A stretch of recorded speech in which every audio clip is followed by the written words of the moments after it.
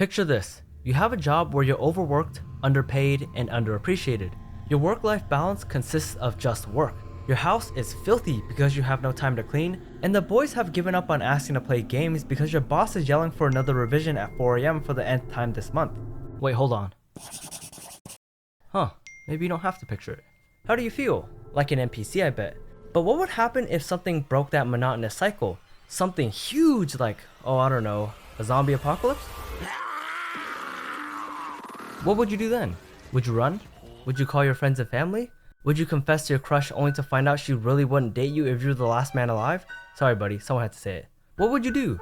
If you answered yell at the top of your lungs, you and Tyler 1 would be on the same boat. Oh, and also with this guy. Akira Tendo is your average cog in the well-oiled Japanese fax machine. He went to college, did some sports, found a job in a field he thought he was passionate in, and is now working his dick and balls off until he can retire at the young age of 95. His life wasn't always like this though. The Akira from 3 years ago had a bright future ahead of him with aspirations of making it big in the industry. He even had a thing with Otori-san, the girl of his dreams from the accounting department. The man was finally the main character of his own life. But as the clock struck 10 and everyone started to get up, Akira slowly realized reality wasn't what he had envisioned. The countless nights of overtime, the degrading health, the toxic work culture, and the amount of flame he would have to endure was never part of his equation. And before he knew it, he became enslaved to his job, a side character in his own story. Now, I'm not gonna say I understand what this guy is going through cause, I shower every day. But I do understand what it feels like to be suffocated by work. I mean, Alan and I are technically YouTubers, and we also have regular 8 to 5 boring ass jobs. So technically speaking, we're always on the clock. We also occasionally get flamed by upper management for no reason. So when I see a man with eye bags as deep as the ocean, I feel for him because he's just like me. For real.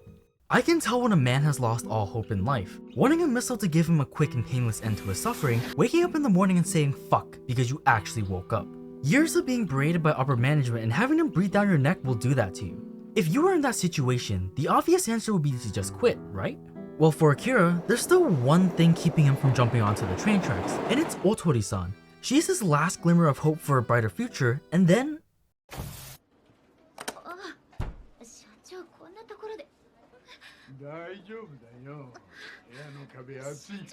At this point in Akira's life, he's reached an all-time low. He finds himself the victim of cuckery by the stereotypical fat, ugly bastard. If I were Akira, that entire bottle of painkillers in the medicine cabinet would start looking mad tasty. But on a more serious note, the entire first half of the first episode just portrays how delusional Akira has been. He gaslights himself by saying, it ain't so bad here. We get paid vacations, sick leave, and mental health days, even though they never get approved. He deceives himself by disguising hundreds of hours of unpaid overtime logged by him and his coworkers as just friendly competition. He tricks himself into believing that the verbal abuse he's tanking is just passion from the upper management. He manipulates his mind into thinking that other companies are worse than his, so he should just suck it up. The man literally told himself, I have no enemies at all, and kept repeating that phrase in his head the entire time he got abused, which sounds like a terrible case of Stockholm Syndrome. Either that, or the painkillers must have started working. But none of that matters anymore because the world is ending. And what the end of the world means, no more work.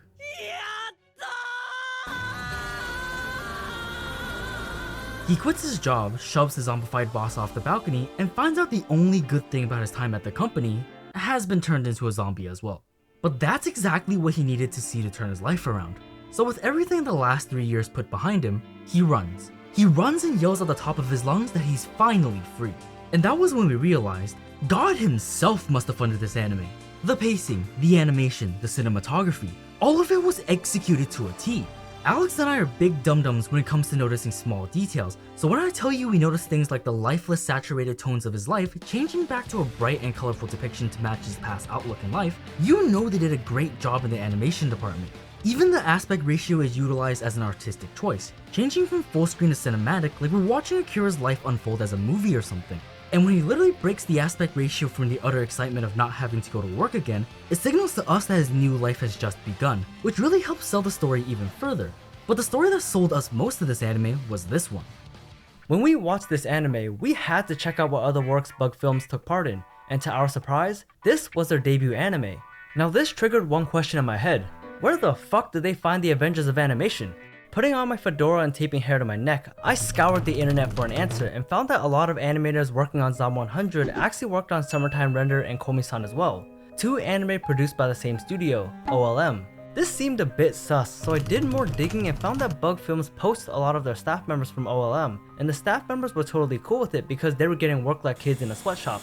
Now, if you pay close attention to certain scenes, you can see that Akira works for a company called ZLM, which sounds awfully like OLM, and they even have similar logos. I double checked the manga and there was never any mention or detail about the exact company he worked for. So either this is all just a funny coinkydink or Bug Films was trying to throw some shade at their former employer. Now the real kicker is modeling the building Akira worked at after OLM's building. If it wasn't obvious before, it's obvious now. The staff hated their lives at OLM.